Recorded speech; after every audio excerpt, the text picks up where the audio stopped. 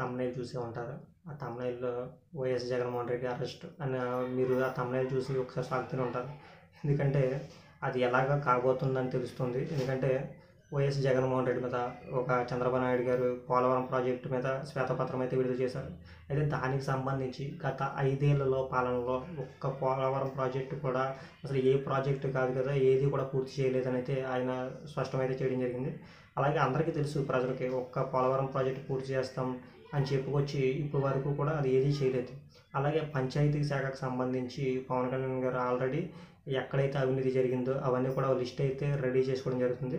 అధికారులు అవినీతి చేసి అవినీతికి పాల్పడి అవన్నీ కూడా గత ప్రభుత్వంలో ఎన్నో కార్యకలాపాలు చేపట్టినా అందులో కూడా అవినీతి చేశారు. అలాగే పథకాలు పెట్టారు తప్ప ఆ పథకాల్లో ఎంత దోచుకున్నారో అవన్నీ కూడా లిస్ట్ అయితే రెడీ చేసి కేసులు నమోదు చేసే కార్యక్రమం అయితే చేపడుతున్నట్టు తెలుస్తుంది. అలాగే జగన్మోహన్ రెడ్డి ఖచ్చితంగా అరెస్ట్ అవుతారని అయితే అందరికీ అర్థమవుతుంది. ఎందుకంటే గతంలో ఆయన అవినీతి కేసులు అయితే ఉన్నాయి. ఇప్పుడు అవినీతి కేసులు కొత్త కేసులు పెడుతున్నట్లు కూడా మనకందరికీ అర్థమవుతుంది. ఎందుకంటే వైసీపీకి సంబంధించి కార్యాలయాలు దానిపైన కూడా మనం చూసాం. రీసెంట్గా ఒక కార్యాలయం అయితే కూల్చినప్పటికీ కూడా ప్రజల్లోనూ ఎలాంటి స్పందన లేదు. ఎందుకంటే అది అవినీతి అక్రమాలతో కట్టారు. అలాగే అది సరైన అనుమతులు లేకుండా కట్టారంటూ టీడీపీ కూడా ఆరోపణలు చేస్తుంది. అలాగే వైసీపీకి సంబంధించి కోర్టులో కేసులు కూడా చేయడం జరిగింది.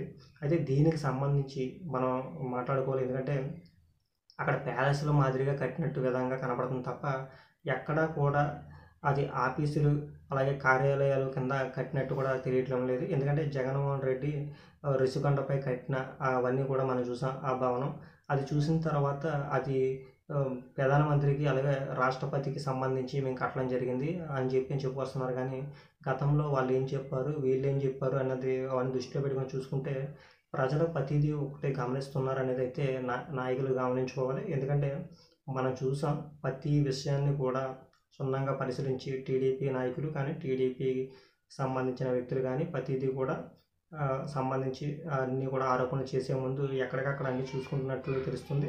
ఎందుకంటే జగన్మోహన్ రెడ్డి అరెస్టే టార్గెట్గా దృష్టిలో పెట్టుకున్నారా, లేదంటే గతంలో చంద్రబాబు నాయుడిని అరెస్ట్ చేశారు. ఎందుకంటే ఎక్కడ అవినీతి ఆయన మీద ఇప్పటి వరకు ఎలాంటి అవినీతి కూడా లేదు. కానీ అవినీతి చేశారంటూ లేనిపోయిన ఆరోపణలతోటి మనం చేసినవన్నీ చూసాం.